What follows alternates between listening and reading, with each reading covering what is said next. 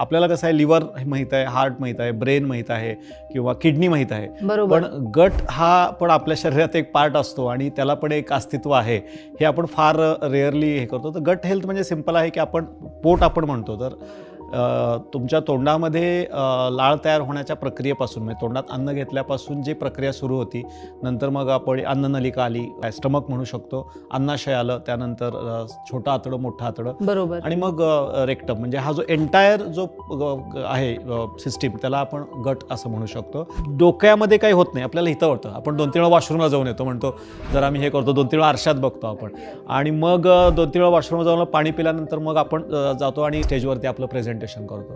So ह्या गोष्टी गट हेल्थशी रिलेटेड. म्हणजे ह्या सगळ्या गोष्टी डॉक्टर खरं प्रत्येक जण अनुभवत असतो, पण ज्या तुम्ही सायंटिफिक त्याच्यासोबत जी जोड देताय ना, तर मला खूप महत्त्वपूर्ण वाटतं, कारण ह्या गोष्टी लक्षात येत नाहीत. सगळे प्रत्येक जण अनुभव घेत असतो, पण ह्याचे असे सुद्धा अँगल्स असू शकतात. आपल्या चेहऱ्यावर 20 असे पॉईंट्स आहेत की ज्याच्याशी निगडीत तुमचा पूर्ण बॉडीचं निगडीत हे असतं.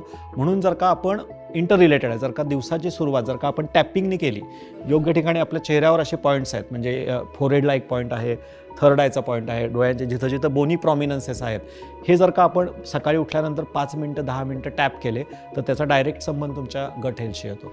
तर मधुमेह असताना गट हेल्थ सुधारण्यासाठी असे कुठले पदार्थ तुम्ही सजेस्ट कराल की जे खूप उपयुक्त आहेत? आज प्रॉब्लेम हा नाही आहे की मी गट हेल्थ इम्प्रूव्ह करायला काय करू, जसं आपण म्हणतो ना लर्निंग आणि अनलर्निंग.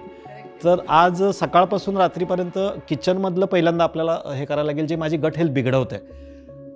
तुम्हाला बेसिकली गट हेल्थ सुधारवण्यासाठी तुम्हाला एक्स्ट्रा काही घ्यायची गरज नाही. ती सिस्टीम निसर्गाने आपल्याला दिलेली आहे, लिव्हरच्या माध्यमातून, किडनीच्या माध्यमातून.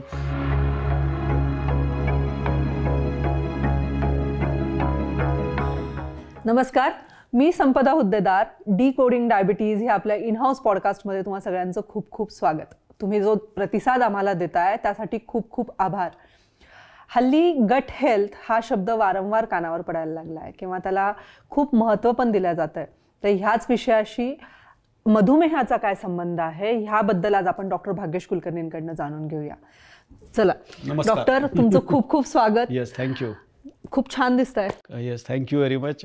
हे म्हणजे ॲप्रिशिएशननी सुरुवात केली त्याबद्दल थँक्यू. येस, माझ्या पण जिव्हाळ्याचा आणि गट्सशी निगडीत असलेला टॉपिक, माझा फार फेवरेट टॉपिक असंही म्हणू शकता, one of the favourite topic, कारण मी कायम डिटॉक्स बोलतो. अगदी. आणि गट हा तर म्हणजे गट डिटॉक्स झाल्याशिवाय किंवा गट हेल्थवर बोलल्याशिवाय मला असं वाटतच नाही की आपण डायबिटीज फ्रीडम असेल किंवा ओव्हरऑल हेल्दी राहणार बोलू शकतो. राईट, किंवा ह्या डिस्कशनला पूर्णत्व येणार नाही आपल्या डायबिटीज, डिकोडिंग डायबिटीसच्या.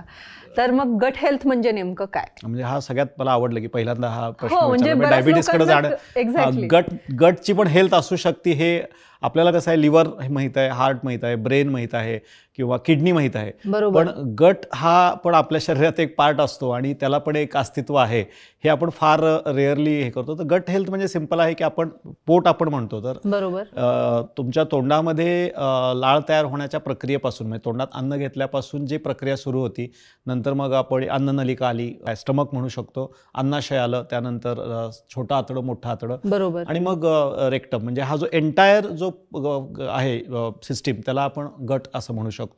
आणि ही जी गट आहे ही आपल्या हेल्थला रिफ्लेक्ट करते. म्हणजे इनफॅक्ट कुठलंही तुम्ही एन्शियंट सायन्स काढून बघितलं, अगदी चायनीज मेडिसिन बघा, हर्बल मेडिसिन, तर हे आत्ता आपल्याला गट हेल्थ हे मॉडर्न किंवा ॲलोपॅथी सायन्सकडनं आल्यानंतर गट हेल्थ म्हणायला लागलं. पण अगदी तुम्ही आयुर्वेदाची पुस्तकं काढून बघा, एन्शियंट कुठलंही सायन्स काढून बघा, तर ते म्हणतात की तुमची गट हेल्थ जर का चांगली असेल तर ते निरोगी असण्याचं लक्षण आहे. आणि जेव्हा कुठल्याही व्यक्तीमध्ये आजार होतो, डायबिटीसच नाही, कुठलाही आजार होतो, तर पहिल्यांदा त्याचं गट चेक करायला पाहिजे आणि गट क्लीन्स असणं फार गरजेचं हे सांगितलं जातं. तर असं आपल्याला आपल्या ऐकण्यात आत्ता आलेलं आहे. म्हणजे हा आपलाच तसा बघायला गेला टॉपिक आहे, त्याला फक्त थोडंसं पॅकेजिंग वेगळ्या पद्धतीने, आणि ते आता वेस्टर्न सायन्सकडनं यायला लागले, त्यामुळं त्याला थोडंसं महत्त्व प्राप्त झालं आहे किंवा त्याच्यामध्ये आता खूप सारी इन्फॉर्मेशन यायला लागलेली आहे.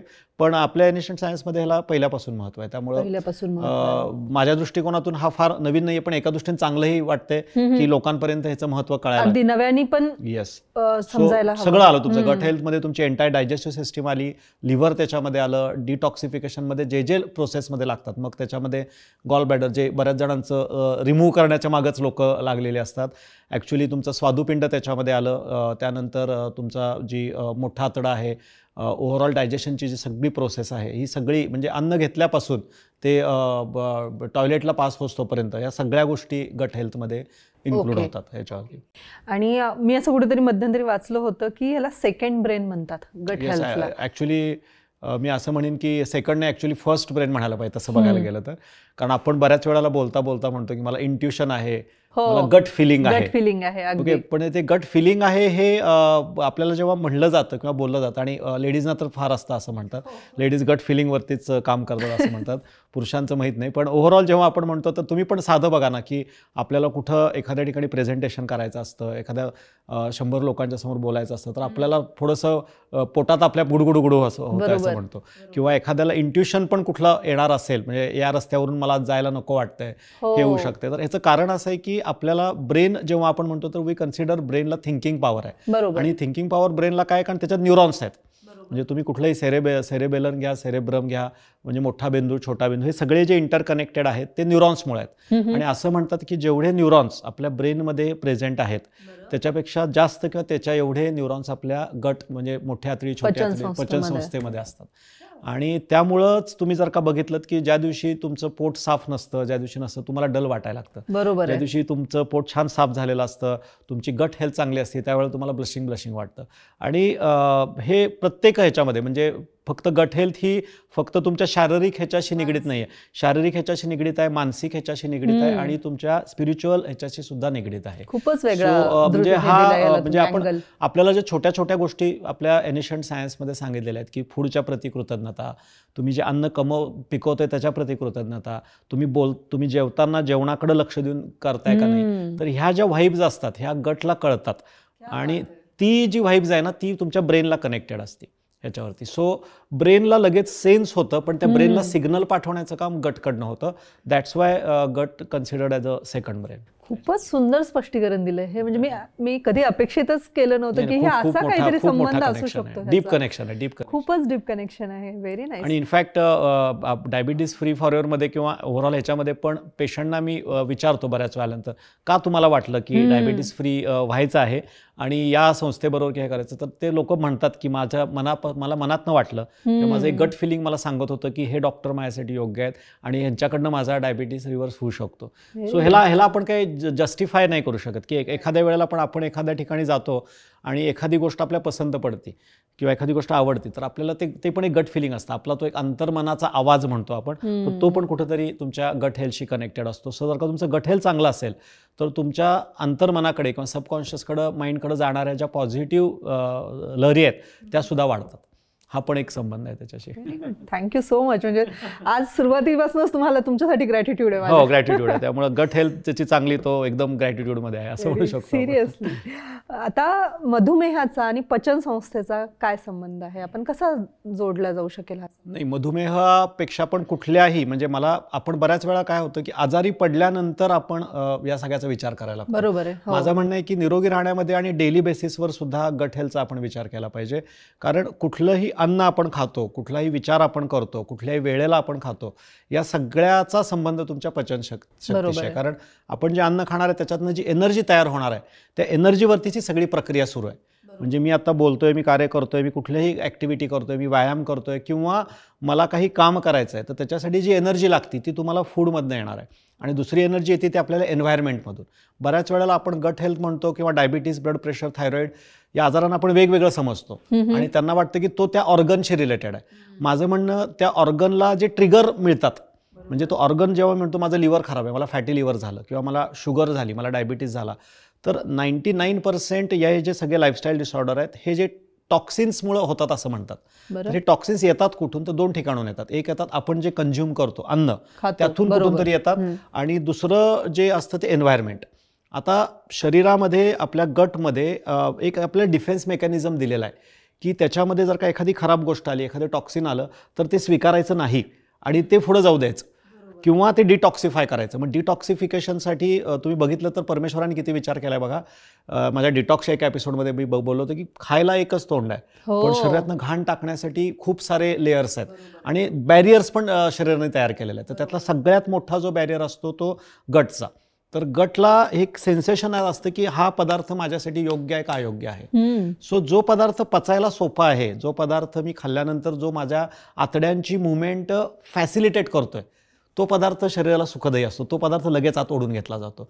म्हणजे जेव्हा तुम्ही फ्रूट्स खाता, व्हेजिटेबल्स खाता, फायबर खाता किंवा एखाद्या पदार्थाकडे तुम्ही बघितलं की ज्याच्यामध्ये पाणी भरपूर आहे, ज्याच्यात जलतत्व भरपूर आहे, तो पदार्थ शरीरात आला की तो इझिली डायजेस्ट होतो, आपल्याला फ्रेश वाटतं. पण एखादा जड चिकट पदार्थ ज्याच्यात ऑइल भरपूर आहे, फ्राय, तो इथं बरा वाटतो, पण तो खाली गेल्यानंतर त्याचं डायजेशन व्हायला खूप जास्त शरीराला ऍसिडिटी वाढते, शरीराला श्रम घ्यावे लागतात आणि ते सेन्स करतं गट. म्हणतो यार एक फार जड पदार्थ माझ्या पोटात आलेला आहे आणि ते ब्रेनला सिग्नल पाठवतं की ह्याची ॲक्टिव्हिटी जरा स्लगिश कर, कारण त्याला जास्त एनर्जी लावायला लागते त्याचं पचन करण्यासाठी. आणि तिथे एनर्जी लावल्यामुळे तुम्हाला सुस्ती येते, तुम्हाला वाटतं यार मला आता मस्त ह्याचं जेवण झालेलं आहे, मी झोपतो लगेच. पण तेच तुम्ही एखादं लाईट फूड घेता, तुम्ही एखादं तुमची ॲक्टिव्हिटी वाढती. सो हे जे आहे हे गट हेल्थशी खूप इंटर रिलेटेड येतं. इव्हन तुमचे विचारसुद्धा. म्हणजे असं म्हणतात की तुम्ही जेव्हा खूप जास्त चिडलेले असता, खूप जास्त अँग्री माइंडसेटमध्ये आहात, कुणावर वाद झाला तर त्यावेळी तुम्ही लंघन केलं पाहिजे, तुम्ही पाणी प्या, हे करा. इव्हन आपण पण बघा ना, म्हणजे कधी आपल्याला लहानपणी आठवत असेल आलं आणि आपल्याला बराच वेळ अन्न मिळालेलं नाही आहे, आपली काय होती चिडचिड चिडचिड, आणि आपली आजी आपले आजोबा किंवा म्हणायचे जरा ये पाणी पी, काहीतरी खाऊन घे, खाऊन घे. आणि आपल्याला लिटरली थोडा वेळ पाणी पिल्यानंतर खाल्ल्यानंतर तो जो राग होता तो कमी व्हायचा.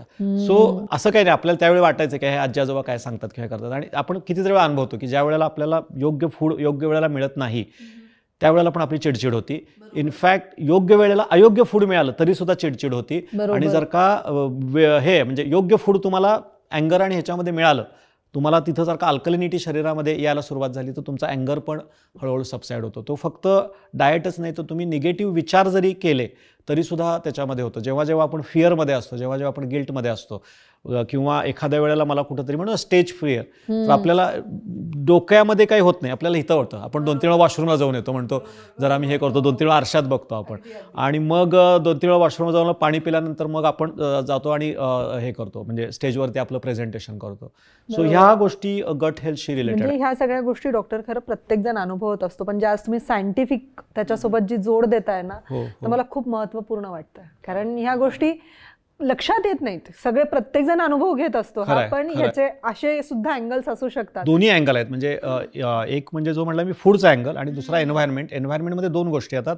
काही गोष्टी माझ्या कंट्रोलमध्ये आहेत, म्हणजे इमोशन्सचा माझा कंट्रोल ठेवणं, सर्कॅडियन रिदम मेंटेन करणं, हे माझ्या कंट्रोलमध्ये आहे. पण एअर पॉल्युशन, वॉटर पॉल्युशन, बाकी ज्या ठिकाणी पदार्थांमध्ये जे प्रिझर्वेटिव्ह वापरले जातात आणि लोकांची पण आज जी मनं कलुषित झालेली आहेत, हे आपल्या कंट्रोलमध्ये नाही आहे. त्यामुळं पण गट हेल्थ बिघडती. हे आपल्याला अजूनही आपण त्याचं एवढं हे केलेलं एवढा विचार केला नाही, खोलवर विचार एवढा केलेला नाही, त्याला महत्त्व दिलेलं नाही. जुन्या काळी ह्याला महत्त्व दिलं जायचं. म्हणजे जुन्या काळी लोक जे एकमेकांना भेटायची, एकमेकांना हस्तांदोलन करायची, एकमेकांचं हे व्हायचं. आपण मातीत पण किती लहानपणी किती मातीत खेळायचो आपण.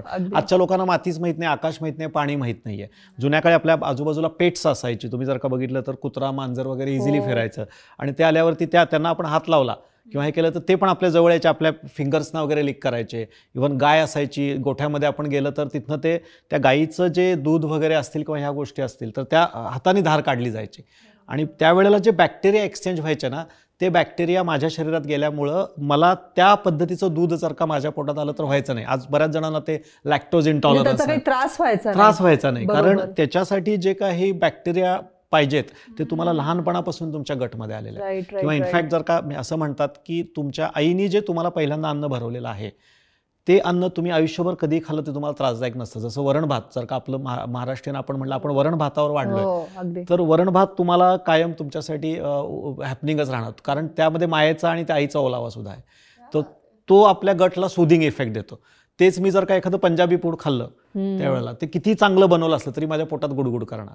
आणि तेच जर का पंजाबी माणसांनी मिसळ पाव खाल्ली, आपण किती भारीतली भारी काटाकीर मिसळ जरी दिली तरी पण ती त्याला हे होत नाही, तो म्हणतो बहुत तिखा है, बहुत हे मेरा पेट में गडबड आहे, त्याला होती गडबड तशा पद्धतीनं. तर जे फूड मी लहानपणापासून इमोशन सहित खाल्लेलं आहे आणि ज्याचे बॅक्टेरिया म्हणजे म्हणतो फर्स्ट टेस्ट ऑफ फूड, ते तुमच्यासाठी खूप हितकारक असतं किंवा त्या पद्धतीचं फूड. त्यामुळे आपण लहान मुलांना म्हणतो की लहान मुलांना तुम्ही पहिलं अन्न काय देताय. बरोबर. आणि लहानपणी, कारण हा जो गट जो आतला लेअर जो तयार होत असतो तो वय वर्ष 2 पासून 5 पर्यंत तो तयार होत असतो. आणि अनफॉर्च्युनेटली आजच्या कालावधीत काय व्हायला लागले की आपण जेव्हा डायबिटीसचा विषय करायला लागलोय तर ही गट हेल्थ लहानपणापासूनच बिघडत चाललेली आहे. बरोबर. बाय गिव्हिंग रिफाईन्ड फूड, खूप सारे चिकट पदार्थ, आणि त्यामुळे काय होतं, त्याचा डायरेक्ट संबंध इम्युनिटीशी येतो. तो डायबिटीसच्या बाबतीत तर फारच हे संबंध आहे, कारण डायबिटीसमध्ये सगळ्यात काय वाढते, शुगर. आणि शुगर जेव्हा म्हणतो तेव्हा त्याला चिकटपणा. तर सगळ्यात पहिला हा जो चिकटपणा आहे तो तुमच्या आतड्यांच्या आतमध्ये वाढतो. तो आपण कुठलंही जे अन्न घेतो तर तो चिकटपणा माझ्या पहिल्यांदा ब्लडमध्ये शुगर वाढते आणि नंतर ती इतर इंटरस्टेशल स्पेसेस किंवा आपले टिश्यूज तिथं ती स्प्रेड व्हायला लागते, शरीरातली excess sugar.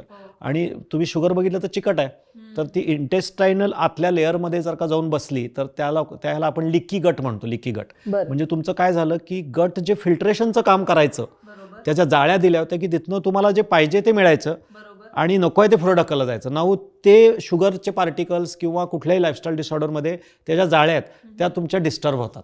Now body is not able to differentiate की माझ्या शरीरात टॉक्सिन कुठला आहे, बॉडी सगळंच ॲब्सॉर्ब करायला लागते.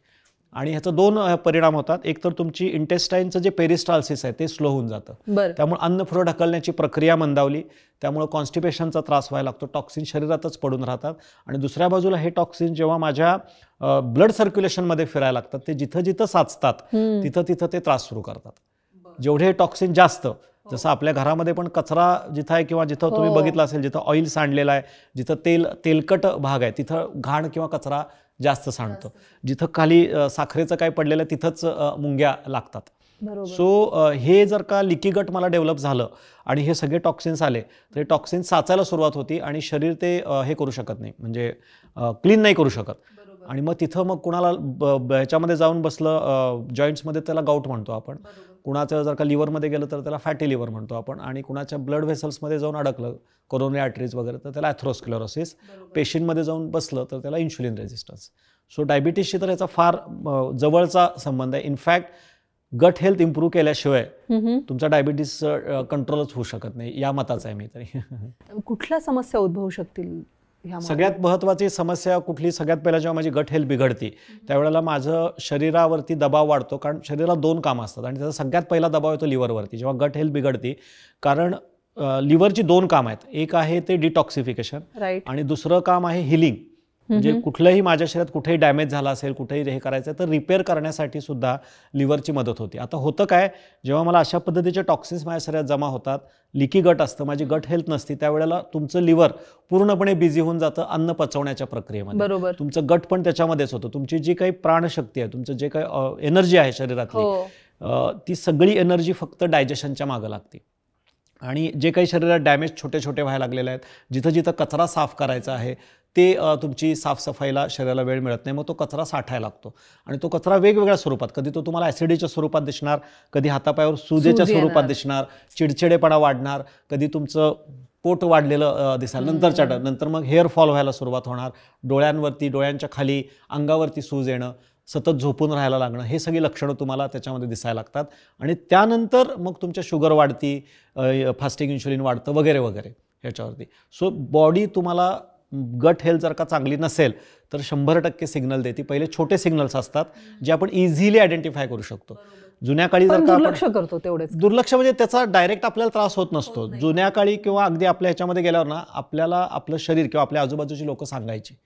लहानपणी आपण आपल्या आजी आजोबांकडे जायचं, हे करायचं, ते म्हणायचं, ते आपल्या चेहऱ्यावर जर का पिंपल दिसले की ते म्हणायचे काय खात पित नाही का, काय झालं चेहऱ्याला, किंवा काय परत चेहरा हे झालाय, आणि जरा खाण्याकडे लक्ष दे. आपल्याला ते आत्ता वाईट वाटतं, काय आल्यानंतर माझ्या स्किनवर बोललं जातं, माझ्या ह्याच्यावर बोललं जातं, पण ॲक्च्युली स्किन, जीभ, डोळे, तुमचे केस हे गट हेल्थचं साईन आहे. जर का माझी गट हेल्थ चांगली नसेल तर सगळ्यात पहिल्यांदा ती कुठं रिफ्लेक्ट होती तर चेहऱ्यावर. Okay, so that's why we called your काय, तुमचा फेस हा तुमचा मिरर आहे ह्याच्यावर, म्हणजे तुमच्या गट हेल्थचा.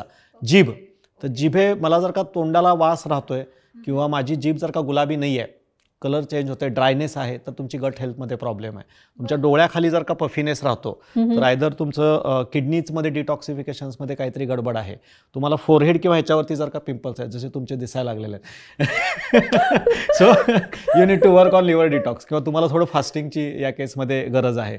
बरेचसारखे अल्कोहोल वगैरे घेणारे जे लोक असतात किंवा ॲडिक्शन ज्यांना म्हणतो आपण, की ते सुरू करतात रात्री, म्हणतात मी 1 किंवा 2च पेग घेणार, आणि मग ते पुढं घेत राहतात 3-4 पेग होतात. दुसऱ्या दिवशी जर का बघितलं तर क्लिअरली त्यांच्या डोळ्याखाली तो पफिनेस दिसतो आपल्याला ह्याच्यातले. सो तुमची जी फेस आहे त्याच्यामध्ये जे येतं. आणि तुम्ही एखादा म्हणला की एखादा खूप आनंदी आहे, खूप सेलिब्रेशनच्या मोडमध्ये आहे किंवा त्याच्या लाईफमध्ये खूप हॅपनिंग गोष्टी घडतायत, खूप हे झालंय, तर त्याचा म्हणतो ना काय ब्लशिंग व्हायला लागलाय, त्याच्या ज्या टिप्स असतात सगळ्या, हे सगळं असं ब्लशिंग होतं. आपण चिडवतो कधी कधी काय गट हेल्थ म्हणजे तुम्ही चेहरा बघितला की, आणि जुन्या काळी वैद्य जे होते ना तेच बघायचे, चला ते म्हणायचे चेहरा करा, डोळे बघायचे, म्हणायचे काय म्हणजे अशीच मजा करतात. इट्स नॉट लाईक दॅट, की त्याच्यातनं तुमची गट हेल्थ आणि आपल्या चेहऱ्यावर 20 असे पॉईंट्स आहेत की ज्याच्याशी निगडीत तुमचा पूर्ण बॉडीचं निगडीत हे असतं.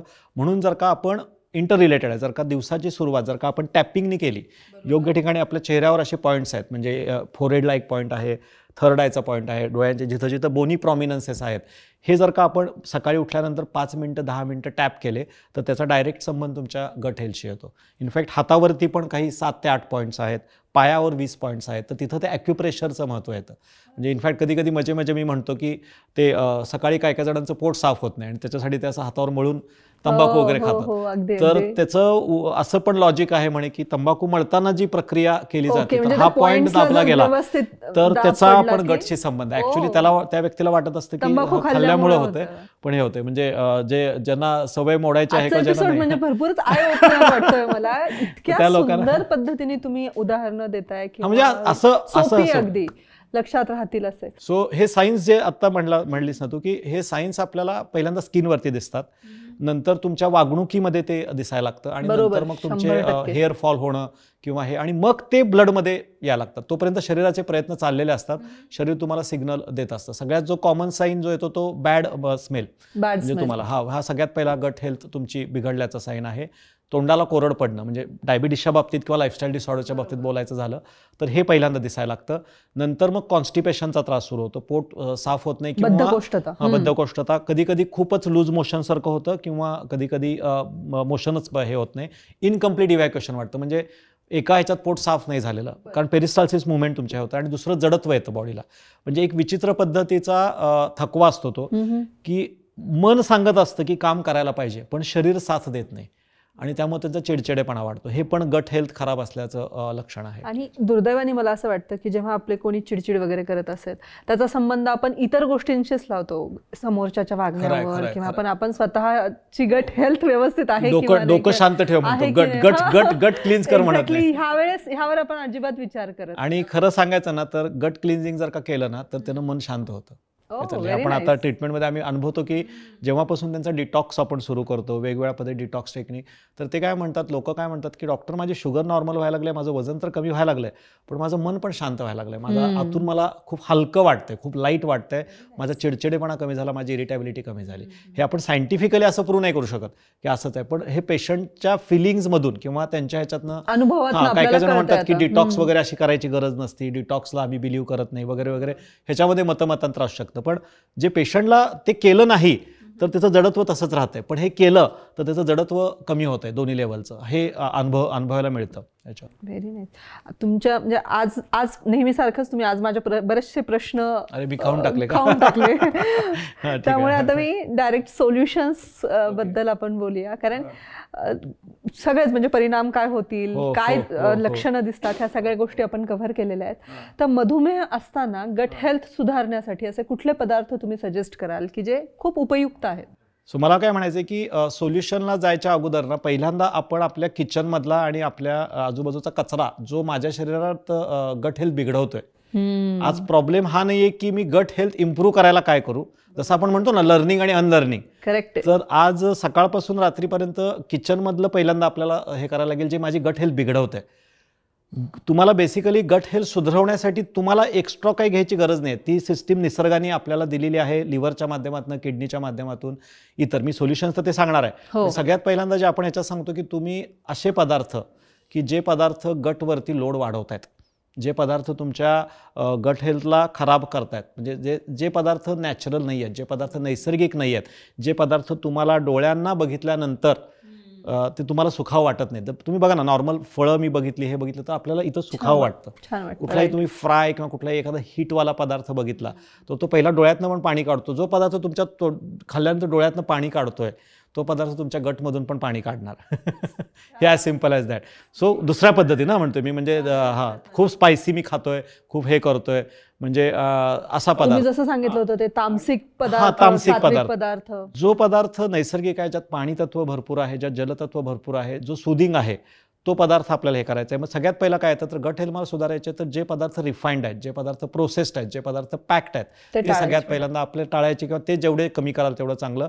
सगळ्यात जो महत्त्वाचा कल्प्रिट, गट हेल्थ बिघडवणारा, जो आपल्याकडे खूप लोकांना आवडतो, त्याशिवाय जमत नाही म्हणतात, ते म्हणतात आम्ही नाही घेतलं तर आमचं काही खरं नाही, आमचं डोकं दुखतं, आम्हाला सहनच होत नाही, आम्हाला ते नसेल तर कळलं तुला, आमचं असेल तर आमची गाडीच चालत नाही. अगदी. तर मग हे कसं आहे की मी ह्याला एक पद्धतीचं ॲडिक्शन समजतो, आणि मला वाटतं कुठलंही ॲडिक्शन हे चांगले नसतं. जर का मी म्हटलं मला दारू पिल्याशिवाय जमत नाही, मला तंबाखू खाल्ल्याशिवाय जमत नाही, मला स्मोकिंग करत, तर आपण त्या गोष्टीला बॅड समजतो.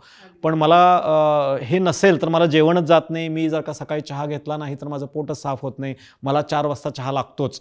तर यू नीड टू अंडरस्टँड ही ॲडिक्शन आहे, ही सवय आहे, जी चुकीची सवय आहे. कुठल्याही पद्धतीचं टी किंवा कॉफी जेव्हा आपण घेतो तर त्याच्या टीमध्ये सगळ्यात जातं टॅनिन. बरोबर. टॅनिन इज आपल्या शरीरात इन्फ्लमेशन वाढवणारा घटक आहे, तो आपल्या शरीरात सूज वाढवणारा घटक आहे, ऑक्सिडेटिव्ह स्ट्रेस वाढवणारा घटक आहे. तो मला घेतला तर तो मला 100% माझ्या गट हेल्थला खराब करणार. सगळ्यात महत्त्वाचं वाईट परिस्थिती काय होती, जेव्हा आपण चहा नुसता पण घेत नाही, आपण त्यात काय टाकतो, दूध. सो दुधामध्ये जे मिल्क प्रोटीन आहे, हे जेव्हा तुमच्या चहामधल्या टॅनिन बरोबर मिक्स होतं, इट क्रिएट्स केमिकल रिॲक्शन. आणि ही जी केमिकल रिॲक्शन आहे ती तुमच्या गट फ्लोराला हे होत नाही. म्हणजे असं म्हणतात की लहान मुलांना जर का तुम्ही चहा, रिफाईंड शुगर आणि हे एकत्र मिक्स करून मिल्क हे दिलं तर त्यांचा जो गॅस्ट्रिक लेअर असतो, की जिथं तुमचं आयर्न ॲब्सॉर्ब होतं, फार क्रिटिकल पॉईंट आहे हा. म्हणजे मी सगळ्यांना डायबिटीसशी निगडीत नाही आहे, पण हा सगळ्या ज्या आया ऐकतात, आयर्नची कमतरता जाणवतेच मुलांना, तर तिथं आपण देतो. आणि आपण त्याच्या पुढे जाऊन काय करतो की ते चांगलं लागून त्यात बिस्किट पण बुडवून खाल्लं. ओके, म्हणजे त्यात परत काय आला, मैदा. तर हे तुमचा पहिला जो गॅस्ट्रल फ्लोर आहे तो उडवून टाकतो, की जिथून तुमचं आयर्नचं ॲब्सॉर्प्शन होणार आहे. मग ह्या मुलांना नंतर ॲनिमिया व्हायला लागतो, त्यांचे रेड ब्लड सेल्स चांगल्या पद्धतीनं डेव्हलप होत नाहीत. दुसरा परिणाम व्हायला लागतो, दातांचं इनॅमल त्यांचं खराब व्हायला लागतं याच्यातलं. सो माझं असं म्हणणं आहे की तुम्ही टी किंवा कॉफी जे आहे ते तुम्हाला एका दिवसात तर काय तुम्ही बंद करू शकणार नाही. तर तुम्ही त्याच्यामध्ये एक करू शकता, सगळ्यात पहिल्यांदा तुम्ही नॅचरल शुगर वापरा, गुळाच्या फॉर्ममध्ये असेल, म्हणजे त्यांना डायबिटीस नाही त्यांच्यासाठी. तुम्ही शक्यतो चहा अवॉइड केला तर जास्त चांगलं, पण तुम्ही वापरायचे तर नॅचरल शुगर वापरा. आणि चहा गरम उकळल्यानंतर त्याच्यामध्ये कोमट दूध वरून टाका. दुधामध्ये जेव्हा तुम्ही चहा उकळला, जो 90% करतो आपण, म्हणजे तर ते केमिकल रिॲक्शन झाली, that is very bad. So पहिल्या टप्प्यात काय करा की ॲटलिस्ट ते दुधावर हे करू नका. दूध जे वापरताय ते शक्य झालं तर व्हिगन मिल्क वापरायला सुरू करा. तुम्ही बदामाचं मिल्क असतं, कोकोनट मिल्क असतं, किंवा तुमच्या घरी गायचं चांगलं मिळतंय, इफ यू आर शुअर की A2 मिल्क मला मिळतंय, तर ते तुम्ही थोडंसं वापरू शकता. This is for non diabetic. Diabetic लोकांना आम्ही म्हणतो, डायबिटिक, ब्लड प्रेशर किंवा ज्यांना लाईफस्टाईल डिसऑर्डर, त्यांनी तर चहा पूर्ण टाळला पाहिजे. तर चहात एकतर तुम्ही हर्बल टी घेण्याचा प्रयत्न करा, की जो तुमची चहा ती तल्लफ पण कमी करेल. जसं आपण आपल्या ह्याच्यामध्ये हुंजा टी सांगतो, कावा टी सांगतो, किंवा थायरॉईडमध्ये असेल तर त्यांना आपण हल्दी किंवा टर्मरिक टी सांगतो. तर कुठल्याही मसाले वापरून जर का त्याचा तुम्ही चहा बनवलात, हर्बल टी, तर तो अँटी इन्फ्लमेटरी म्हणून काम करतो, तो तुमच्या गटला सुदिंग आहे. मग त्याच्यात आपण इलायची वापरली, वेलदोडा वापरला, त्याच्यामध्ये आलं टाकलं, हे केलं, हे वापरा ना घटक तुम्ही, तुम्हाला ती तल्लफ पण चहाची त्या केसमध्ये मिळते. आणि दुसऱ्या बाजूला मी आता जसं सांगितलं तसं वरून दूध टाकून प्यायला हे करा, तो चहा जास्त जात नाही, ते आपल्याला ॲडिक्शन कमी करत आणतं. आणि एका बाजूला तुम्ही हळूहळू हर्बल टीकडं शिफ्ट व्हा. सो तो सगळ्यात मोठा कल्प्रिट आहे, तो आपल्याला टाळणं गरजेचं आहे. मगाशी मी म्हटल्या पद्धतीनं प्रोसेस पॅक्ड फूड किचनमधून जेवढं शक्य आहे तेवढं रिमूव्ह करा. कुठल्याही पद्धतीचं अशा पद्धतीचं मिल्क आणि मिल्क प्रोडक्ट्स जे प्रोसेस्ड ह्याच्यापासून किंवा ॲनिमल क्रुएलिटीतनं आलेले आहेत, ते आपण टाळणं गरजेचं आहे. कारण त्याच्याबरोबर ते निगेटिव्ह इमोशन्स असतात. केझिन आलं त्याच्यामध्ये, त्या चिकटपणा असतो, बऱ्याच ह्याच्यामध्ये मिक्सिंग केलं जातं, स्टार्च त्याच्यामध्ये ॲड केलं जातं. सो मिल्क आलं, त्यानंतर नॉनव्हेज पण एक मोठा सब्जेक्ट ह्याच्यामध्ये येतो. नॉनव्हेज सुद्धा पचायला खूप जड आहे.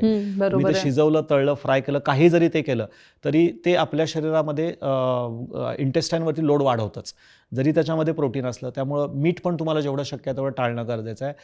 शुगर तर सुडोमॉर्फिनच म्हणतो मी त्याला, म्हणजे शुगर तर ती ॲडिक्टिव्ह आहे. रिफाईंड शुगर, रिफाईंड सॉल्ट हे तुम्ही सगळ्यात पहिल्यांदा अवॉइड केलं पाहिजे. दुसरं, जेवढं शक्य आहे तेवढं तुमच्या खाण्यामध्ये तुम्ही फायबरचं प्रमाण, म्हणजे डायबिटिक पेशंटनं जो आपण फॉर्म्युला सांगतो 40-30-20, तर हे 40% काय आहे, तर फायबर, आणि फायबर हे 2 पद्धतीचं असतं, एक सोल्युबल फायबर आणि दुसरं इनसोल्युबल. बरं. सोल्युबल फायबर आहे ते मला पोषण वाढवतं, माझं पोषण करतं, जे तुम्हाला सगळ्या तंतुमय पदार्थांमधून मिळणार, सगळे फ्रूट, सगळे व्हेजिटेबल, सगळ्या पद्धतीच्या स्मूदीज, मोड आलेली कडधान्य, हे सगळं. कारण हे जेव्हा जातं ते तुमच्या गुड गट बॅक्टेरिया डेव्हलप करतं, त्याच्यामध्ये एन्झाईम्स असतात ज्याला आपण बायो एन्झाईम्स म्हणतो. Bio enzymes is very soothing. Bio enzymes हे आपल्या शरीरात पाणी आणि ऑक्सिजन पकडून ठेवतात, जसं आपण H2O म्हणतो. तर त्याच्यामध्ये ऑक्सिजन पण आहे आणि H पण आहे. Hydrogen gives you energy, oxygen gives you तुम्हाला ते प्युरिफिकेशन हे करतं. सो बायो एन्झाईम्स ह्या दोघांनाही पकडून ठेवतात. सो हे बायो एन्झाईम्स तुमचं पोषण वाढवतात. आणि जो इनसोल्युबल फायबरचा पार्ट आहे तो तुमच्या गट बॅक्टेरियांना बिझी ठेवतो.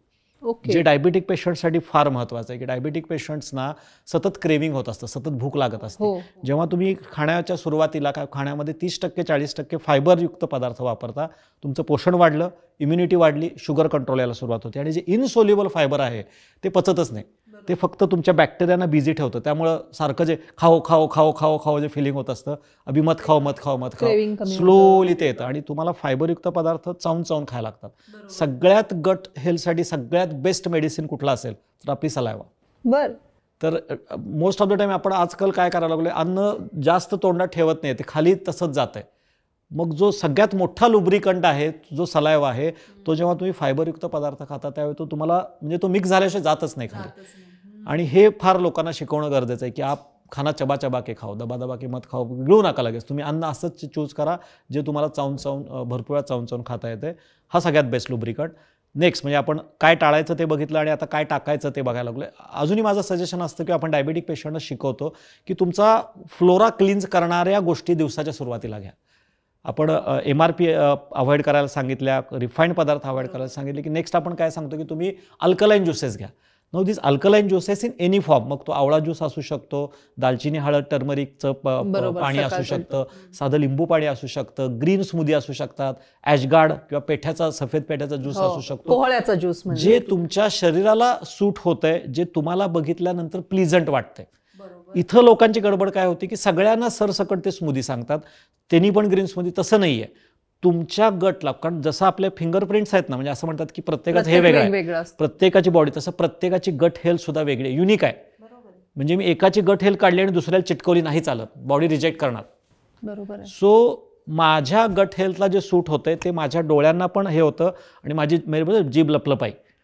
तुम्हाला ते घेतल्यानंतर तुम्हाला पोटातनं आवाज येतो, जाणवतं की मला हे सूट होणार का नाही होणार. सो तुम्ही अल्कलाईन ज्यूस घ्यायचा आहे, पहिले एक्सपेरिमेंट करून बघा आणि तुम्हाला 1 महिन्यानंतर लक्षात येतं की ही अल्कलाईन ज्युसेस मला माझ्या गट हेल्थला जास्त सूट होत आहे. जनरली कसं असतं की जो तुमच्यामध्ये कमी आहे ना, म्हणजे समजा तुमच्यात आयर्न कमी असेल तर तुम्हाला रेड फ्रूट जास्त खावं वाटतं. बरं. तुम्हाला जर का आता आपण म्हणतो एखादं वजन वाढलंय, तर वजन वाढलंय म्हणजे काय, त्याचं फॅट वाढलेलं आहे आणि फॅट कसं असतं पांढऱ्या रंगाचं, तर त्याला आपण कुठले पदार्थ सांगतो कमी करायला, मैदा खाऊ नका, दूध पिऊ नका, तुम्ही कुठलं काय फ्लोअर जास्त खाऊ नका, म्हणजे जे व्हाईट पदार्थ आहेत ना ते आपण त्याचे अवॉइड करायला सांगतो. सो तुमच्यामध्ये जे एक्सेस आहे किंवा तुमच्यामध्ये जे कमी आहे ते तुम्हाला बॉडी इंडिकेट करत असते, ते तुम्ही अवॉइड केलं पाहिजे. मी ह्याच्याबद्दल फायबरबद्दल जे बोलत होतो त्याच्याबरोबर तुम्ही जेव्हा अल्कलाईन ज्युसेस घेता तेव्हा तुमचा अप्पर डायजेस्टिव्ह ट्रॅक क्लीन व्हायला सुरुवात होती. अप्पर डायजेस्टिव्ह ट्रॅकमधल्या सगळ्या ॲब्सॉर्प्शन सुधारतं आणि नंतर जेव्हा तुम्ही डिटॉक्ससाठी होम बेस्ड इनिमा किंवा वेगवेगळ्या अगदी जी साधी टेक्निक आपण सांगतो की ऑइल पुलिंग, तोंडामध्ये थोडंसं ऑइल ठेवा आणि करा, ते पण तुमच्या गट क्लिन्झिंगसाठी मदतीचं ठरतं. कुठल्याही पद्धतीचं जेव्हा मी सलाड, टेस्टी सलाड, नुसतं नाही, नुसतं मी गाजर काकडी कट करून खाल्लंय आणि ते मी टेस्टी बनवलंय, ते दिसायला पण चांगलं आहे, खाताना पण मला ते क्रंची वाटलं पाहिजे, ते तुम्हाला सुदिंग इफेक्टकडे घेऊन जातं. आणि सगळ्यात अजून एक जो महत्त्वाचा पार्ट असतो फास्टिंग. माझं सगळ्या डायबिटिक पेशंट्स किंवा असतं की तुम्ही आठवड्यातला 1 दिवस तरी ज्यूस फास्टिंग करावं किंवा वॉटर फास्ट करावं. 1 दिवस म्हणजे ह्याच्यावरती. सो ज्यांना इथं कोण आत्ता बघतायत आणि ज्यांना लगेच इमिजिएट फरक पाहिजे तर मी त्यांना म्हणेन की तुम्ही हळूहळू 1 दिवसाची, जशी आपण 6 दिवस काम केल्यानंतर आपल्याला 1 दिवस सुट्टी हवी असते, तर तुम्ही बाकी काहीच करू नका. त्या दिवशी फक्त पाण्यावरती राहावा, पाणी किंवा नारळ पाणी. तर नॉर्मल ह्याच्यातल्या डायबिटिक पेशंटनी लगेच नाही करायचं आणि हे तुम्हाला एका दिवसात नाही होत. म्हणजे मला पण जेव्हा मी सुरुवातीला वॉटर फास्ट वगैरे ऐकलं तुम्ही म्हटलं करून बघूया, ते पहिल्या ह्याच्यात सहन नाही झालं. मग मी काय केलं, ग्रॅज्युअली ते शिकायचा प्रयत्न केला. म्हटलं पहिला 1 महिना आपण काय करूया, रात्रीचं हे बंद करू, रात्रीचं जेवण फक्त बंद करूया. एक 4 आठवड्या बदल्या म्हणजे एक सोमवार टू सोमवार असं करत गेलो मग आता ते जमतंय म्हटल्यानंतर म्हटलं आता दुपारच्या ह्याच्यात आपण फक्त दुपारचं पण जेवण हे करूया, फक्त सकाळचा ब्रेकफास्ट हे करूया. नंतर मग मी ज्यूस फेस्टिंगवरती आलो की दिवसातनं वेगवेगळे ज्यूस घेऊया. आणि मग 3 महिन्यानंतर जेव्हा मी वॉटर फास्ट करायला लागलो तर मला आता एवढी सवय झाली आहे की एखाद्या आठवड्यात वॉटर फास्ट किंवा ज्यूस फास्ट नाही केला तर मला कसं तरी वाटतं. म्हणजे ती जी विश्रांती आणि त्यानंतर जे हे वाटतं फिलिंग येतं. आणि आपल्याकडे तर आता 7-7 दिवस आठवड्यातनं 2 वेळेला, आठवड्यातनं 3 वेळेला ज्यूस फास्ट वॉटर फास्ट करणारे हजारो लोक आहेत. सो सगळ्यात बेस्ट आहे फास्टिंग. योग्य पद्धतीनं डॉक्टरांच्या मॉनिटरिंग खाली केलेलं फास्टिंग, सायंटिफिक नॉलेजनं. मग त्याला आपण ज्यूस फेस्टिंग म्हणतो, जे आपण मॅन्डेटरी करतोच. म्हणजे तुम्ही बरं झाल्यावर सुद्धा, तुमचा डायबिटिक रिकवर झाल्यावर सुद्धा आपण लोकांना सांगतो की तुम्हाला यंग राहायचं आहे, हेल्दी राहायचं आहे, do juice fasting, do fasting. दररोजचं 16 तास इंटरमिडियंट फास्टिंग ते तर आहे. त्याच्या व्यतिरिक्त आठवड्यातला 1 दिवस तुम्ही वॉटर फास्टपर्यंत पोहोचलं पाहिजे. वाटलं तर फ्रूट फास्ट करा. म्हणजे तुम्हाला जर का वाटतं की मला एवढं जमत नाहीये तर पहिला 1 महिना फक्त फळांवर, दिवसातनं एकदा किंवा संध्याकाळच्या वेळेला 5:30-6 वाजता फक्त फळांवर. हे केलं की लिव्हर एकदम शांत होऊन जातं, लिव्हरला खूप आराम मिळतो. तुम्हाला वेगळं काय करायला लागत नाही. हा सगळ्यात उत्तम मार्ग ज्याला कुणाला हे करायचं आहे, डायबिटीसचा कंट्रोल करायचा आहे किंवा वॉटेवर हे करायचं आहे, फक्त थोडं डॉक्टरांच्या मॉनिटरिंग खाली किंवा सायंटिफिक वेने करावं. हा त्याच्यामागं एक प्रिकॉशन हे मी त्याच्यामध्ये सांगेन. आणि अजून एक आहे की तुम्ही जसं हे म्हणता तसं सर्कॅडियन रिदम पण महत्त्वाचे आहे. म्हणजे कुठल्या वेळेला कुठलं फूड खाल्लं. कारण असं म्हणतात की मिनिमल आणि अल्कलाईन ब्रेकफास्ट. दुपारचं जेवण थोडंसं हेवी घेऊ शकता, त्यात तुम्ही डाळ चावल सगळं काय तुम्हाला पाहिजे ते घ्या. आणि 40-30-20चा फॉर्म्युला तुम्ही फॉलो करा. 40% ज्यात फायबर आहे, 30% कुक्ड आहे आणि 20%च ग्रेन आहे. आणि परत संध्याकाळचं जेवण आहे तुम्ही जेवढ्या लवकर करता येईल, सूर्य मावळायच्या आत किंवा शक्य नसेल तर सूर्य मावळल्यानंतर 1 तासाच्या आत जर का तुम्ही केलं, किंवा ते जर का तुम्ही खूप लाईट फूड ठेवलं, म्हणजे आपली जी गट हेल्थ आहे ती सूर्याच्या गतीप्रमाणे आहे असं म्हणतात, तर ती तुम्ही मॅनेज केली तर ऑटोमॅटिकली तुमच्या शुगर लेवल खूप लवकर कंट्रोलमध्ये येतात. इनफॅक्ट डायबिटिक पेशंटना तर माझं म्हणणं आहे की तुम्ही रात्रीचं जेवण स्किपच करावं. तुम्ही रात्री कुक्ड फूड घेऊच नका. तुम्ही रात्री थोडे दिवस फक्त सूप, सलाड किंवा या पद्धतीचे एकदम लाईट की ज्याच्यामध्ये फक्त फायबर आहे, हे ना तुम्हाला ड्रास्टिकली शुगर लेवल कंट्रोलमध्ये आलेले आपण ह्याच्यामध्ये बघितलेले आहेत. तर हा एक त्याच्यामध्ये उपाय. आणि तिसरा आहे ते वॉटर. तुम्ही जे पाणी तुमचं जे घेताय ते तुमचं 3 ते 3.5 लिटर पाणी तुमचं दररोज कन्झम्पशन झालं पाहिजे. आणि रात्री लवकर झोपणं हे पण फार महत्त्वाचं आहे. कारण म्हटलं जातं रात्री जागरण झालं तरी गट हेल्थ बिघडते, 100% बिघडते. कारण तुमचं जे डायजेशनचं टायमिंग आहे ते 10 ते 2 आहे. लिव्हरला तो टायमिंग पाहिजे असतो. त्या टायमिंगमध्ये जर का तुम्ही सतत ब्रेन आणि इतर ऑर्गनला बिझी ठेवलं, लिव्हरचं बोंबल, मग लिव्हर ते हे नाही करू शकत आणि तुमचं पोट मग कायम बिघडलेलं राहणार. आणि सगळ्यात लास्ट पॉईंट, तुम्ही फूड खाताना आणि बनवताना ज्या इमोशन्स आहेत त्या फार महत्त्वाच्या आहेत. मध्ये एक रिसर्च प्राण्यांवर केला होता, आय थिंक रॅबिटवरच केला होता, की एका रॅबिटना कॅरेट खायला दिले आणि त्यांना एकदम स्ट्रेसफुल वातावरणात ठेवलं. आणि दुसऱ्याने जैसे तैसे फूड दिलं खायला. आणि 1 महिन्यानंतर 2 महिन्यानंतर त्यांचे कोलेस्ट्रॉल लेवल तपासल्या, तर ज्यांना स्ट्रेसमध्ये रॅबिटला कॅरेट खायला घातलं होतं त्यांच्या कोलेस्ट्रॉल लेवल वाढल्या होत्या. आणि ज्यांना असे तैसं खायला दिलं होतं त्यांच्या वाढल्या नव्हत्या. म्हणजे अजून डिस्प्युटेबल आहे तो की खरंच असं होतं नाही होतं. पण हा सेम प्रकार मी आपल्या ह्याच्यामध्ये पण बघितलेला आहे की तुम्ही स्ट्रेसफुल कंडिशनमध्ये हेल्दी फूड खाल्लंय तरीसुद्धा तुमची गट हेल्थ बिघडते आणि तुमची तब्येत बिघडते. आणि जर का तुम्ही काय म्हणू शकतो आपण लाईट मोडमध्ये आहात आणि प्रेमाने तुम्हाला कोणीतरी भरवतंय, बरोबर, तुमची आई असेल किंवा हे, इनफॅक्ट म्हणजे आता आईचा आणि ह्याचा विषय निघाला आहे की आपल्याला जे दूध पण येतं ना, म्हणजे आईला जे दूध येतं तर ते त्या लहान मुलाच्या मेंदूकडून त्या आईपर्यंत सिग्नल जातो की दूध कसं पाहिजे आणि कुठल्या लेवलचं. म्हणजे असं म्हणतात की एकाच आई जी मुलाला दूध पाजते तिचं दररोजचं दूध सुद्धा वेगवेगळं असतं, ते इमोशनशी कनेक्टेड आहे. म्हणजे आज येणाऱ्या दुधाचा कंटेंट हा त्या फिटसच्या किंवा त्या लहान मुलाच्या गट हेल्थशी संबंधित असतो. आज त्या मुलाची तब्येत कशी आहे, फक्त भूक लागली आणि दररोज सेम क्वालिटीचं, तसं नाही आहे. त्याच्यातले जे इमोशन्स आहेत त्या इमोशन्सनुसार. आणि तुम्ही म्हणून बघितलं असेल की ज्या दिवशी आईची तब्येत बिघडती किंवा तिने तिखट खाल्लं अन्नामध्ये किंवा तिचं पोट बिघडलंय आणि त्या पद्धतीनं त्या दिवशी, आता तसं बघायला गेलं तर दूध हा नॅचरली चांगलं जायला पाहिजे, पण मग तिनं गटमध्ये काहीतरी टाकलेलं ते दुधामध्ये उतरतं, ते इमोशन उतरतात आणि ते दूध जेव्हा ते बाळ पितं तेव्हा बाळाची पण तब्येत बिघडते, बाळाचं पण पोट बिघडतं. हे रिव्हर्स वेनी पण आहे. एवढा डायरेक्ट संबंध आहे ह्याच्यावरती. त्यामुळं तुम्ही कुठल्या भावनेतून अन्न पिकवलंय, कुठल्या भावनेतून तुम्ही हे केलं. आणि म्हणून आपल्याला सांगण्यात येतं की तुम्ही अन्न जेव्हा तुमच्या समोर येतं तुम्ही ग्रॅटिट्यूड हे करा. तुम्ही जर का बघितलं की एक्सचेंज सुद्धा त्या पद्धतीचा काही काही लोक करत नाहीत. तर काही काही लोक म्हणतात जुन्याकडे हात, तर तुम्ही सेंट स्पिरिच्युअल हे बघितले तर ते नमस्कार करतात, तर ते हे नाही करत, हात एकमेकांना नाही लावत. तर आपण जेव्हा एकमेकांना भेटतो तर ते पण हे होतं. सो तुम्ही जेवढं एक्सपोजर हे करताय ते महत्त्वाचं आहे. इनफॅक्ट म्हणतात ना की 2 लोकांनी हे केलेलं आहे तर काय किसिंग करतात 2 लोक, तर त्यावेळेला सुद्धा तुमचं फ्लुइड एक्सचेंज होत असतं. तर एकाची जर का गट हेल्थ खराब असेल आणि त्यानं हे केलं तर त्याच्या दुसऱ्याची गट हेल्थ बिघडू शकते. एवढी पॉवर त्या ह्याच्यामध्ये आहे. त्यामुळं कुठल्याही गोष्टीमध्ये तुम्ही जर का म्हणलात की तर त्याचा गट हेल्थशी 100% संबंध येतो. त्यामुळं योग्य पद्धतीचं पाणी घेणं, खाण्याबद्दल ग्रॅटिट्यूड व्यक्त करणं, सर्कॅडियन रिदम मेंटेन करणं, रात्रीचं जेवण जेवढं शक्य तेवढं लवकर जेवणं, दिवसाची सुरुवात अल्कलाईन फूडनी करणं आणि आठवड्यातून एकदा वॉटर फास्ट किंवा ज्यूस फास्ट करणं. That's it. एवढं केलं तर मला वाटतं आनंदी आयुष्य, शुगर लवकर कंट्रोल होईल. शुगर लवकर कंट्रोल होईल. ग्रेट. डॉक्टर, हे हल्ली प्रीबायोटिक्स आणि प्रोबायोटिक्स ह्याबद्दल बरंच येत असतं सारखं, तर हे उपयुक्त आहे का? 100% उपयुक्त आहे.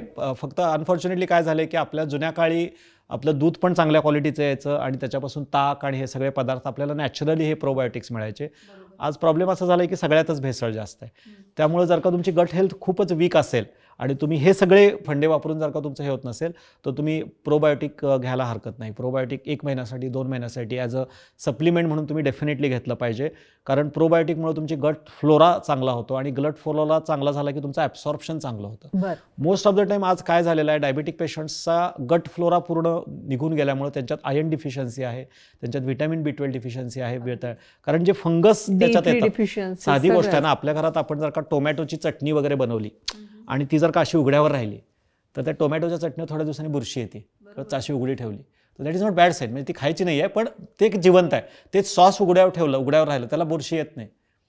एवढे जास्त केमिकल्स आपण टाकून ते अन्न खाल्लेलं आहे ना, तर सेम आपल्या गट फ्लोराची पण तीच अवस्था आहे. त्यामुळे मी अन्न व्यवस्थित घेतो, लोक सप्लिमेंट पण घेतात, त्यांचा प्रॉब्लेम आहे ॲब्सॉर्प्शन होत नाही आहे. सो जेव्हा तुम्ही डिटॉक्स करता आणि गट हेल्थ सुधारतं, तुमचं ॲब्सॉर्प्शन सुधारतं आणि मग तुमचं व्हिटॅमिन B12 व्हिटॅमिन D वाढायला सुरुवात होते. अशा वेळेला मग लोकांना आपल्याला इंजेक्टेबल द्यायला लागतात आणि त्यांना आपल्याला सांगायला लागतं की बाबा तुझी गट हेल्थ सुधारणं गरजेचं आहे. मग तुला मी सप्लिमेंट घे किंवा कुठलीही गोष्ट घे. तर प्रोबायोटिक हा आपल्या इंटेस्टायनल पेरिस्टाल किंवा इंटेस्टाईनची जी मोटॅलिटी आहे, जी आकुंचन प्रसर पावण्याची आहे, ती चांगल्या पद्धतीनं मेंटेन करतात. आणि हा एक पद्धतीचा फंगस आहे प्रोबायोटिक म्हणजे, आणि त्याच्या कॉलनीज असतात. नैसर्गिक स्रोत आहेत का? नैसर्गिक स्रोत, जी गोष्ट आंबवलेली आहे ती गोष्ट तुम्हाला हे होते. त्यामुळे इडली आलं, तुमचे कुठलेही साऊथ इंडियन पदार्थ, तर ते सगळ्यात बेस्ट. मग तुम्ही त्याचे प्रकार बदला किंवा ते तुम्ही होल व्हीटच्या आट्यापासून बनवलेल्या गोष्टी घेऊ शकता. कुठलाही आपलं सोयाबीन असू शकतं, ते तुम्ही ह्याच्यामध्ये वापरू शकता. पातळ ताक किंवा कुठल्याही ह्याच्यामध्ये जेव्हा आपण सोलकढी जे आपण कोकणात, हे सगळे म्हणजे जिथं जिथं आहे सगळ्या पद्धतीचे व्हिटॅमिन C, जिथं जिथं व्हिटॅमिन C आहे आणि मला वाटतं सगळ्या लाल फळांमध्ये सगळ्या ह्याच्यामध्ये असतं, हे तुमचं गटचं हे करतं. फक्त त्यात विरुद्धान्न नाही करायचं असं म्हणतात की म्हणजे रात्रीच्या वेळी दही खाऊ नये वगैरे आपल्याला सांगितलेलं आहे. किंवा तुम्ही 2 अशी फळं मिक्स करू नका, किंवा आंबट आहेत तर आंबटच्या रेंजमध्येच. किंवा इनफॅक्ट आपण पण सांगतो की सिजनल, रिजनल आणि ओरिजिनल फळं खावा, पण एका वेळेला 1 किंवा 2च फळं घ्या आणि ती म्हणजे आंबट फळं एकत्र घ्या, गोड फळं एकत्र घ्या, मिक्स करू नका. हा, एकाच फॅमिलीतली म्हणजे एक एकदम मी ॲस्ट्रिंजंट म्हणजे एका बाजूला मी जांभूळ घेतलंय आणि दुसऱ्या बाजूला चिक्कू घेतलंय, हे बॉडीला डायजेस्ट होत नाही, ते गटला कळत नाही लवकर काय करायचं. तुम्ही बघितलं असेल जांभूळ खाल्लं की तोंडाला असं ते हे होतं, आणि दुसरा जर का आंबा आहे किंवा दुसरा कुठला आहे तर तोंडाला पाणी जास्त सुटतं. तो सगळ्यात सेफ असतात ज्याच्यामध्ये व्हिटॅमिन C आहे, पाणी जास्त करून ठेवलं. म्हणजे जांभूळ मागच्या वेळेस तुम्ही उदाहरण दिलं, त्या सीझनमध्ये खाल्लं पाहिजे, एका सीझन, ते एकमेकांना पूरक आहेत. सो किंवा कलिंगड, आणि तुम्ही म्हणा कलिंगड पण त्या सीझनमध्येच येतं ज्या वेळेला पाणी आपल्यात कमी आहे. सो तुम्ही जरी फळं खाल्लीत किंवा हे केलं तर ते विरुद्ध अन्न करू नका, मग ते गट बॅक्टेरिया कन्फ्यूज होतात, त्यांना ते कळत नाही काय करायचं आहे. सो डेफिनेटली कुठल्याही आंबवलेली गोष्ट असेल, कुठलेही दूध, ताक किंवा त्याच्यापासून बनवलेले जे सगळे आंबवलेले पदार्थ आहेत ते होतात, ज्याच्यावरती नॅचरल फंगस ज्याच्यामध्ये तयार होतो, जो आपल्या गट हेल्थसाठी गुड आहे. तशा पद्धतीचे प्रोबायोटिक घेतले पाहिजे. आणि खरंच जर का तुम्हाला लूज मोशन, कारण बऱ्याचसारख्या डायबेटिक पेशंट्समध्ये होतं काय, मेटफॉर्मिन जे क्लासिकली आपण घेतो त्यांना एक तर लॅक्टिक ॲसिडोसिस व्हायची शक्यता असते, जो 5 ते 10% लोकांच्यात दिसतो, आणि दुसरा गट फ्लोरा खूप खराब होतो. काही जणांना मेटफॉर्मिन सूटच होत नाही, आणि आम्ही खूप साऱ्या पेशंट्समध्ये बघितलं की मेटफॉर्मिन किंवा घेतलं की त्यांची गट हेल्थ बिघडती, व्हिटॅमिन B12 व्हिटॅमिन D त्यांचं कमी राहतं, मग डायबेटिक न्यूरोपॅथी, आणि त्यांची गट हेल्थ सुधारली की पटापट शुगर नॉर्मल यायला लागतात आणि त्यांचा हे इम्प्रूव्ह होतो ह्याच्यातले. सो आजकाल जे केमिकल पिल्स आहेत, आता डायबिटीसचा विषय झाला म्हणून मेटफॉर्मिन म्हटलं, पण heavy dose of antibiotic, heavy dose of pain killers हे तुमचा गट फ्लोरा खूप खराब करतात. स्टिरॉइड्स हे सगळं, तर त्यामुळे ह्याचा पण वापर आपण ज्युडिशियसली आणि कॉशियसली केला पाहिजे. अदरवाईज आपण म्हणजे खूप जास्त एक्सप्लॉइट करत चाललेलो आहे, आणि once gut health is damage त्याला रिकवर करायला खूप वर्ष लागतात. गट हेल्थ बिघडायला काही आठवडे सफिशियंट आहेत, पण बिघडलेली गट हेल्थ सुधारण्यासाठी खूप मेहनत घ्यावी लागते. काय जणांची आयुष्यभर सुधारतच नाही. त्यामुळं तो फार सिरियसली या गोष्टीचा आपण विचार करायला पाहिजे. म्हणजे आजचा एपिसोड माझ्यासाठी I am very much amazed, कारण जे तुम्ही आज आपल्या पूर्वापार चालत आलेल्या गोष्टी अँड सायन्स आणि आजचं जी जोड दिलेली आहे आजच्या सायन्सची, ती खूप कमाल आहे. अजून एक गोष्ट आता जुनं हे काढली म्हणून मला आठवली, मातीच्या भांड्यांमध्ये पण चांगलं हे होतं. म्हणजे आपल्या बोलण्यात राहिला ॲल्युमिनियम किंवा हे करण्यापेक्षा जर का आपण जे रेग्युलर फूड बनवतोय ते जर का थोडंसं ॲनेशंटचा विचार झाला म्हणून तो थोड्याशा एखाद दुसऱ्या डिशनात माझं सगळ्यांना सांगणं राहील की थोडं ट्राय करून बघा. तुमचं रेग्युलर वरण असेल किंवा भेंडीची भाजी असेल कुठली मातीच्या भांड्यामध्ये करून बघा आणि त्याच्यातले बाकी हर्ब्स वगैरे सेम वापरायचे. बरोबर. You taste different. कारण त्याच्यामधून जे मातीमधून, कारण आपली ऍक्च्युली मातीची सगळ्यांची नाळ तुटली आहे, नाळ तुटलेली आहे, तिथून तरी आपण जोडूया. राईट. तो एक right, पॉईंट मला आता आठवला ॲनेशनचा विषय झाला. ॲब्सोल्युटली. आजचा एपिसोड खरंच खूप छान झाला. मला प्रश्न विचारायची संधीच दिली नाही पण हरकत नाही. म्हणजे इतकी सुंदर माहिती दिली आहे, इतके सुंदर उदाहरणं दिलेले आहेत की याचा उपयोग नक्की लोकांना होईल आणि करावा लोकांना. अगदी. आणि आपला हेतू जो आहे आनंद पसरवणं, माझं गट फिलिंग सांगते की लोकांची गट हेल्थ सुधारलेली आहे. आजचे टेकअप हे म्हणजे तुमच्या पचन संस्था ही अतिशय महत्त्वाची आहे आणि त्यावर नक्की काम करा. डॉक्टरांनी इतके सुंदर उपाय सांगितलेले आहेत, ते प्लीज तुमच्या रोजच्या आयुष्यामध्ये दैनंदिन वापरामध्ये त्याचा उपयोग करून घ्या. आणि आमचे एपिसोड्स कसे वाटत आहेत याबद्दल आम्हाला नक्की सांगा. तुम्हाला पुढच्या एपिसोड्समध्ये कुठले विषय घ्यायला आवडतील हेही कळवा आणि आनंद पसरवा. खूप खूप धन्यवाद.